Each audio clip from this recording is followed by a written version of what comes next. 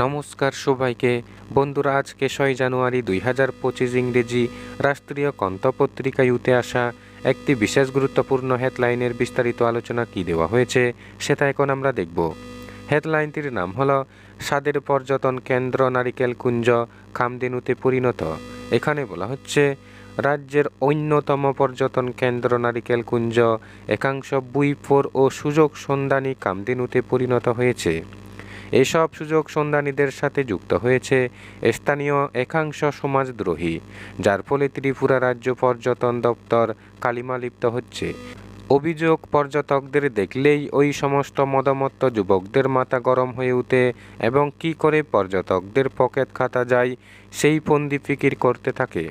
নারিকেল কুঞ্জে আসা পর্যটকদের কাছ থেকে কি করে টাকা পয়সা সহজে হাতিয়ে নিয়ে যাওয়া যায় সেই দান্দায় একাংশ যুবক থাকলেও কেউ তাদের প্রতিকারে এগিয়ে আসছে না। একটি বিশেষ সূত্রে জানা গিয়েছে, বর্তমান শীতের মরশুমে নারিকেল কুঞ্জে পর্যটকদের কাছ থেকে জুলুমবাজি করে আদায় করা বিপুল পরিমাণের অর্থের ভাগ বাটোয়ারা সমান ভাগে ভাগ করে নিচ্ছে গন্ডাচড়া মহকুমা শাসক অফিসের এবং মৎস্য অফিসের একাংশ কর্মচারী। এতদিন বিভিন্ন মহল থেকে অভিযোগ ছিল, কিন্তু পুরো সত্য ঘটনা ধরা পড়ে গত মঙ্গলবার। ওই দিন দুপুর নাগাদ গন্ডাচড়া মহকুমার স্থানীয় কয়েকজন সংবাদকর্মী সহ বহিরাগত সাংবাদিকরা নারিকেল কুঞ্জে যান।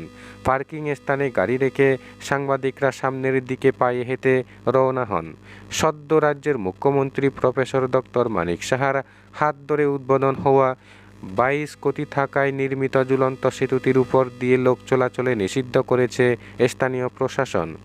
গত 3 ডিসেম্বর নারিকেল কুঞ্জের 22 কোটি টাকা ব্যয়ে নির্মিত ঝুলন্ত ব্রিজের আনুষ্ঠানিকভাবে উদ্বোধন করেন রাজ্যের মুখ্যমন্ত্রী মানিক সাহা। উদ্বোধনের 2 ঘন্টা পরই ওই বিপুল টাকা ব্যয়ে নির্মিত ঝুলন্ত ব্রিজটি নড়েবড়ে হয়ে পড়ে। এতে বহু লোকজন সহ খোদ রাজ্যের মুখ্যমন্ত্রী এবং পর্যটন মন্ত্রী আটকা পড়ে যান। ওই দিন থেকে এখন পর্যন্ত ওই ঝুলন্ত ব্রিজটি নড়েবড়ে হয়ে থাকায় ব্রিজের উপর দিয়ে লোক চলাচলে বিধিনিষেধ জারি করেছে স্থানীয় প্রশাসন। ফলে মূল নারিকেল কুঞ্জে যাবার জন্য মৎস্য দপ্তরের ক্যাশ কালচার দিয়ে একটি 3 ফুট পাশের ভাসমান ব্রিজ তৈরি করে দেওয়া হয়।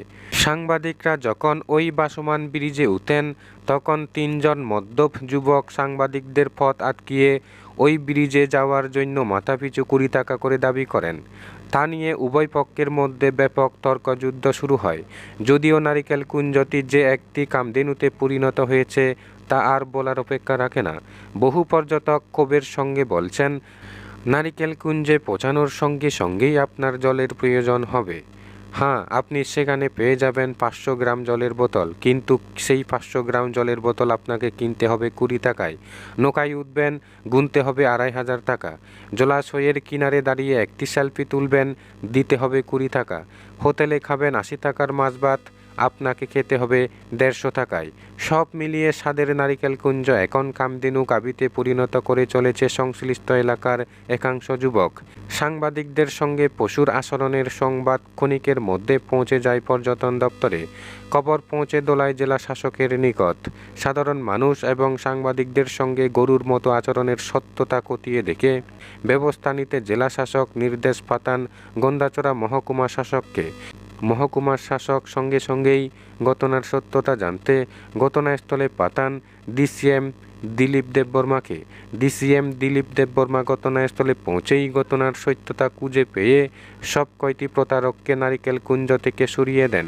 বিশেষ সূত্রে সংবাদ, প্রতিদিন উক্ত নারিকেল কুঞ্জে বেঘরে সাধারণ মানুষের পকেট কেটে লক্ষ লক্ষ টাকা উপার্জন করা টাকা থেকে গন্ডাচড়া মহকুমা শাসকের অফিস এবং মৎস্য দপ্তরের একাংশ কর্মী বেশ মোটা অঙ্কের পার্সেন্ট পাচ্ছে বলে অভিযোগ।